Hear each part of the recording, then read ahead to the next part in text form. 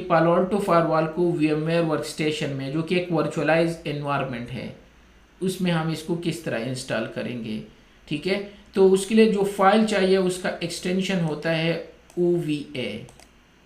ठीक है, वो OVA चाहिए। और मेरे केस में जो मैं वीएमवेयर वर्कस्टेशन यूज़ कर रहा हूँ वो 15 है, और मेरे केस में विंडो 10 है, और ये कोई भी विंडो हो सकती है। सही है, तो उसके लिए क्या करना है, तो जाते हैं यहाँ पे, तो VMware को ओपन कर दो। अच्छा, इसमें 16 है, दूसरे वाले में 15 है, तो VMware 16 प्रोफेशनल एडिशन में यूज़ कर रहा हूँ। ठीक है, अब यहाँ से भी कर सकते हो, ये है VM16 है। ठीक है, तो आपने करना क्या है, सबसे पहले फाइल पे जाके इमेज में शेयर करा देता हूँ, ओपन पे क्लिक करके, और जो इमेज है वो इमेज मैंने कहाँ पे रखा है, मेरे ख्याल में यहाँ पे है। हाँ, ये है, ये इसका इमेज है PA VM, ये वर्चुअल मशीन EXI के लिए भी है और इसके लिए भी है, तो इस वजह से ये लिखा है। और वर्जन 10.0.0.1 है, और OVA है जो इसके लिए बना है, एक्सटेंशन है इसका। और ओपन वर्चुअलाइजेशन अप्लायंस, ठीक है, ये OVA का एब्रीवेशन ये होता है। और PA का मतलब पालो अल्टो, ठीक है। और वर्चुअल मशीन ESX ये XI के लिए भी है और इसके लिए भी है, ठीक है। और 10 इसका वर्जन है, जो 10.0.0.1 लिखा है। वर्जन के बारे में मैं बता दूंगा कि ये 0 क्या है और ये 1 क्या होता है, ये 10 क्या है, वो थोड़ी देर बाद हम पढ़ेंगे। और ये इसका एक्सटेंशन है, तो इसको ओपन कर दूँ, ठीक है। यहाँ से कोई भी नाम दो, तो मैं इसको PA, अच्छा PA10 मेरे पास ऑलरेडी है, PA10 न्यू कर लेता हूँ। और यहाँ से लोकेशन दो, कौन सी लोकेशन पे सेव करना है। अगर आप D ड्राइव में या E में तो चेंज कर दो, मेरे केस में मैं जस्ट ये लिख दूंगा और इम्पोर्ट पे क्लिक कर दो। तो ये इम्पोर्ट होने में थोड़ा सा टाइम लगेगा, may be 5 to 10 minute, depend करता है आपकी सिस्टम की रिक्वायरमेंट पे। अगर SSD है और फास्ट है, 16 GB रैम है, इससे अबव है, तो फिर तो कम टाइम लगेगा। अगर 8 GB रैम है और SSD की जगह आप नॉर्मल हार्ड ड्राइव यूज़ कर रहे हो, तो वहाँ से रीड होने में थोड़ा सा ज़्यादा टाइम लगता है, तो डिपेंड करता है। तो शायद आपको 5 to 10 मिनट लगेंगे, इस केस में शायद 2 मिनट लगेंगे, क्योंकि इसमें भी SSD है और 16 GB रैम है, ठीक है। तो इसके लिए क्या चाहिए, मिनिमम आपके सिस्टम में 8 GB रैम होना चाहिए, लेकिन अगर 16 GB हो तो बेहतर है। अदरवाइज आपको काम करना होगा वर्जन 8 पे। जो वर्जन 10 है इसको थोड़ा सा ज़्यादा रैम रिक्वायर होता है, ठीक है। तो यहाँ से मैंने नाम दिया और ये इम्पोर्ट अभी कर रहे हैं, ठीक है। तो यहाँ से ये वर्चुअल आपको एलोकेट करना होगा रैम, जो मिनिमम है आप 5G दोगे तब ये काम करेगा, अदरवाइज ये नहीं काम नहीं करेगा। और जो वर्चुअल रैम है वो एटलीस्ट आपको 1 to 2 देना होगा, लेकिन चूंकि वर्जन 10 है इसमें थोड़ा सा ज़्यादा रैम देना होगा, 6 GB। ये वर्जन 8 के लिए रिक्वायरमेंट थे, ठीक है। तो यहाँ से आके देख लेते हैं, तो ये आ गया, ठीक है, हो गया PA10 न्यू, जो मैंने इंपोर्ट कर दिया। तो जब आप इंपोर्ट करते हो तो इसमें 3 आपको नज़र आएंगे, 3 एडाप्टर है, ठीक है। और रैम जो एलोकेट है वो 5.5 ऑटोमेटिकली है, और प्रोसेसर इसको 2 असाइन कर दे तो बेहतर है। और जो वर्चुअल हार्ड ड्राइव है वो 60 है, वो भी मसला नहीं है, लेकिन हमने चेंज करने हैं इन इंटरफेसिस को। तो या इस पे क्लिक कर दो या यहाँ से एडिट पे क्लिक कर दो, आपकी मर्ज़ी, ठीक है। तो सारे तीनों की तीनों ब्रिज है, तो मुझे ब्रिज नहीं चाहिए। पहला इंटरफेस जो होता है ये होता है मैनेजमेंट के लिए, तो मैं इसको नेट पे डाल देता हूँ। VMware में नेट का मतलब है कि इस पे इंटरनेट आपको मिलेगा। जो इंटरनेट होता है वो जो आपका, अगर आपके सिस्टम में इंटरनेट है तो इस पे मिलेगा, अगर नहीं है तो नहीं मिलेगा। तो मैंने इसको नेट कर दिया, और ब्रिज भी कर सकते हो, लेकिन चूंकि ब्रिज में आपको बहुत सारे इश्यूज आएंगे, और मैंने देखा है जब आप दूसरे लैपटॉप ले जाते हो किसी और नेटवर्क में तो IP चेंज हो जाती है, तो इससे बेहतर है कि आप नेट ही रख दो। तो पहले इंटरफेस को जो मैनेजमेंट है उसको मैंने नेट कर दिया। जो दूसरा है इसको हम LAN के लिए यूज़ करेंगे, ठीक है। या इसको भी वैन के लिए, चलो फर्स्ट इंटरफेस वैन के लिए रख लेते हैं, तो इसको भी नेट कर दो। वैन पे मुझे इंटरनेट चाहिए ना, ये भी नेट कर दो। और लास्ट वाला इसको कस्टम कर दो, ये लेन सेगमेंट जो है, और यहाँ पे लेन सेगमेंट बना दो। आप यहाँ से बना सकते हो, सॉरी कहा गया, ये है, इस पे क्लिक करके आप यहाँ से ऐड कर सकते हो। मेरे केस में ऑलरेडी लेन है, अगर नहीं है कुछ भी दे सकते हो, सपोज ABC कोई भी नाम दे के, तो जब आप बना देते हो तो ये यहाँ पे नज़र आएगा। तो मैंने लेन चूज़ कर दिया, आप कोई भी लेन बना दो, ठीक है। तो ये फर्स्ट इंटरफेस, यहाँ पे स्टूडेंट को फर्स्ट टाइम मसला होता है। पहले इंटरफेस को तो इग्नोर कर दो, ये है मैनेजमेंट के लिए। सेकंड को मैंने रख दिया वैन के लिए, इसको मैं वैन के लिए यूज़ करूँगा, और थर्ड नंबर को मैं लेन के लिए यूज़ करूँगा, ठीक है। तो ये रहा। जब वहाँ पे हम लॉगिन होंगे तो वहाँ हम इंटरफेस स्टार्ट करेंगे यहाँ से, ये तो बिल्कुल इग्नोर कर देंगे। हमारा स्टार्ट रियल में यहाँ से होगा 2 से। तो ये फर्स्ट वाला मेरा वैन है और सेकंड मेरा वाला लेन है। अगर आपको कोई और इंटरफेस चाहिए तो आप यहाँ से ऐड कर सकते हो। अगर DMZ चाहिए जो बाद में करेंगे, फिलहाल के लिए ये इनफ है। तो ये मैनेजमेंट है, ये मेरा वैन है और ये मेरा लेन बन गया, ये इनफ है, और ओके कर दो। रैम को अगर इंक्रीज करना है तो कर सकते हो, इस पर क्लिक करके। सपोज अगर मैंने 8 GB कर दिया, ठीक है, अगर अवेलेबल है तो ज़्यादा कर दो, और इसको स्टार्ट कर दो यहाँ से पावर, या यहाँ से पावर, या फाइल से पावर, जहाँ से भी पावर अप करना है तो आप इसको ऑन कर दो।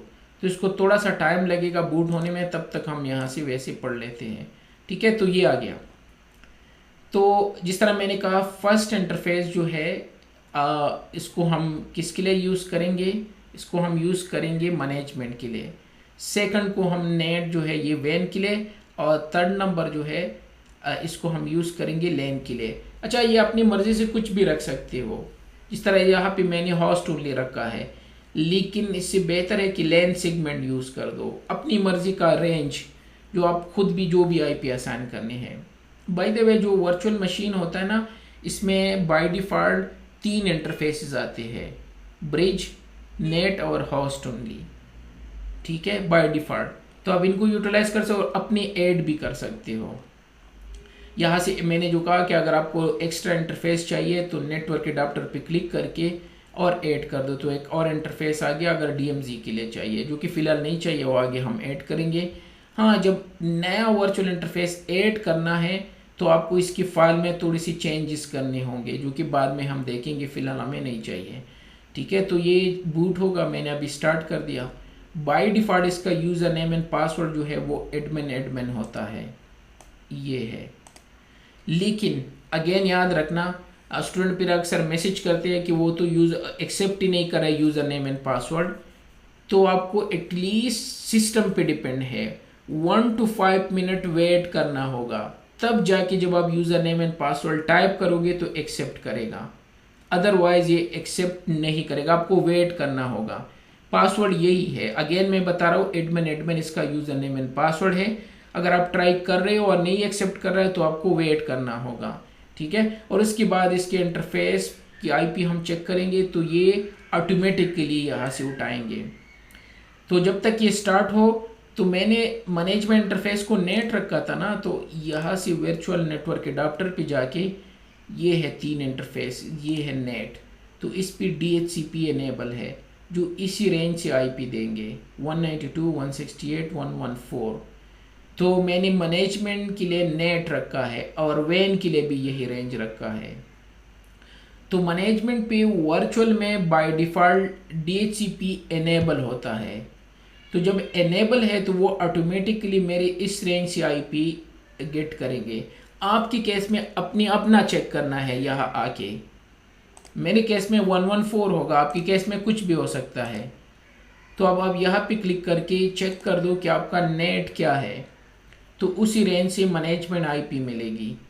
तो मैं अब यहाँ आ गया ना, ये लॉगिन हो, लेकिन ये एक्सेप्ट नहीं करेगा। अगर मैं एडमिन टाइप कर दूँ और एडमिन टाइप कर दूँ, ये कह रहा है कि इनकरेक्ट, तो लॉगिन इनकरेक्ट, ये इनकरेक्ट नहीं है, लेकिन इसकी जो सर्विसेज है वो ऑन होने में 1 to 5 मिनट लगते हैं, तब जाके ये user name and password accept करते हैं। और ये फर्स्ट टाइम इनिशियलाइजेशन पे मांगता है वही 5 मिनट या नहीं, और ये ऑल द टाइम, जब भी आप इसको बूट करोगे तो इसकी सर्विसेज ऑन होने में, जहाँ से ये मैनेजमेंट की डिटेल एक्सेप्ट करते हैं, तो उनमें टाइम लगता है 2 to 5 मिनट। तो इस वजह से मैंने टाइप कर रहा हूँ, तो दोबारा टाइप कर दिया सपोज एडमिन, तो ये कह रहा है कि इनकरेक्ट। अब मैं वेट ही करूँगा, ये इसका वाहिद सोल्यूशन है। तो थोड़ा सा वेट करके तब जाके ये मेरे यूज़र नेम एंड पासवर्ड को एक्सेप्ट करेंगे, ठीक है। और इसके अलावा अच्छा, जो रियल डिवाइस होता है उसमें बाय डिफ़ॉल्ट मैनेजमेंट पे ऑलरेडी एक आईपी कॉन्फ़िगर होती है 192.168.1.1, लेकिन वर्चुअल एनवायरनमेंट में ये आईपी इस पर DHCP एनेबल होता है। तो चूंकि मैंने नेट चूज़ किया है और नेट पे मेरा वो रेंज चल रहा है जिस पे DHCP एनेबल है, तो ये आईपी ऑटोमेटिकली उठाएंगे नेट से। जो मेरा नेट इंटरफेस है बेसिकली, VMware में 3 इंटरफेसेस बाय डिफ़ॉल्ट होते हैं, एक विजिबल नहीं होता, 2 विजिबल होते हैं। मैं यहाँ से शो करा देता हूँ। और नेट को हम VMnet 8 भी कहते हैं, और ये है ये वाला। तो अगर मैं इस पर क्लिक कर दूँ तो ये इसकी आईपी है 192.168.114, ठीक है। ये नेट भी कहलाता है और VMnet 8 भी। और दूसरा होता है VMnet 1, इसकी रेंज ये है 145 है, ठीक है। और यही रेंज मैंने यहाँ से भी शो कर दी। जब आप वर्चुअल नेटवर्क पे जाते हो तो VMnet 1 का रेंज जो है वो 192.168.145 है, और 8 का जो है वो 192.168.114 है। ये मैंने एक और बनाया है, आप यहाँ से ऐड कर सकते हो। जब चेंज सेटिंग पे क्लिक करके तो आप यहाँ से जितनी चाहे ऐड कर सकते हो, ठीक है। तो ये रहा, तो इसने खुद आईपी उठा ली, ये ले उसी रेंज से कि DHCP न्यू आईपी 192.168.114 और मास्क ये एक्सेप्ट, क्योंकि इस पर DHCP एनेबल था। और मैंने यहाँ पे क्या किया था, इसके फर्स्ट इंटरफेस को नेट से कनेक्ट किया था, जो मैनेजमेंट का इंटरफेस है ये वाला। तो यहाँ से ये आईपी हमें मिल गई, ये मैनेजमेंट की आईपी है, हम इसको ब्राउज़र में लिख देंगे। लेकिन अगर ये यहाँ पे नज़र नहीं आ रहे तो आप लॉगिन करके भी चेक कर सकते हो। तो चेक कर लेते हैं एडमिन और एडमिन, ये अब सही है, अब ये एक्सेप्ट कर रहे हैं। तो जो 8 है 7 है, पुराने में कभी भी ये नहीं पूछेगा कि पासवर्ड चेंज कर दो। यहाँ कह रहे कि ओल्ड पासवर्ड, तो ओल्ड पासवर्ड क्या है, एडमिन।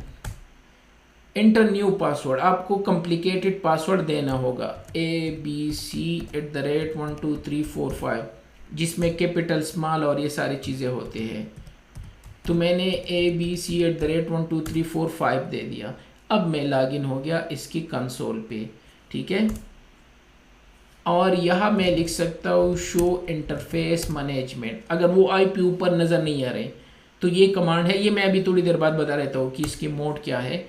तो यहाँ पे लिखा है कि आईपी एड्रेस जो है वो 192.168.114.155 है। तो इसको किसी भी ब्राउज़र में लिख दो अपनी इंटरफेस, लेकिन HTTPS करना होगा 192.168.114 और 154, सही है। ये आपको सर्टिफिकेट का एरर देंगे, वो तो लाजमी बात है। एडवांस पे क्लिक करके यहाँ से प्रोसीड कर दो। और इसी तरह ये पालो अल्टो एडमिन, अभी पासवर्ड मैंने चेंज कर दिया ना, तो नया पासवर्ड ABC@12345 ए कैपिटल है, क्योंकि इनको कॉम्प्लिकेटेड पासवर्ड रिक्वायर होता है। एनुअल एडमिन ABC@12345 एडमिन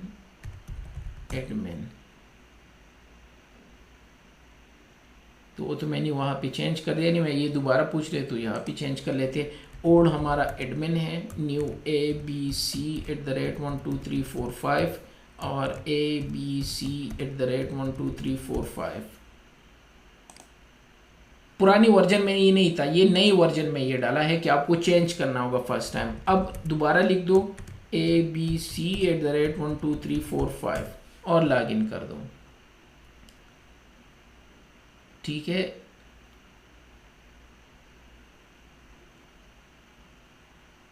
थोड़ी देर बाद इसका डैशबोर्ड आ जाएगा। इसको थोड़ा सा वेलकम की मैसेजेस आएंगे, आप इसको यहाँ से अनचेक करके दोबारा शो नहीं करेगा। टेलीमेट्री का आएगा, इसको भी ख़त्म कर दो। तो ये इसका डैशबोर्ड है, जो पहला टैब है, जो थोड़ी देर बाद हम पढ़ेंगे एनीवे। तो ये था प्रोसीजर कि इसको हम किस तरह इंस्टॉल करेंगे, किस चीज़ में, VMware में। VMware के लिए आपको एक विंडो चाहिए। मैं XP का इमेज शेयर कर लेता हूँ अगर आपकी रिसोर्सेज कम है, और अगर रिसोर्सेज ज़्यादा है तो फिर विंडोज 7 को यूज़ कर दो। तो विंडोज 7 आपका क्लाइंट बन जाएगा, दरमियान में ये फायरवॉल है, और आगे इंटरनेट से तो ये खुद आपको नेट के थ्रू कनेक्ट करेंगे। तो इसी तरह आप अपना पूरा प्रैक्टिस VMware में भी कर सकते हो, आपकी मर्ज़ी कि आपको कौन सा एनवायरनमेंट पसंद है।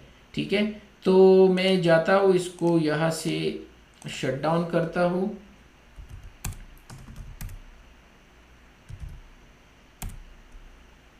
और एक सिस्टम,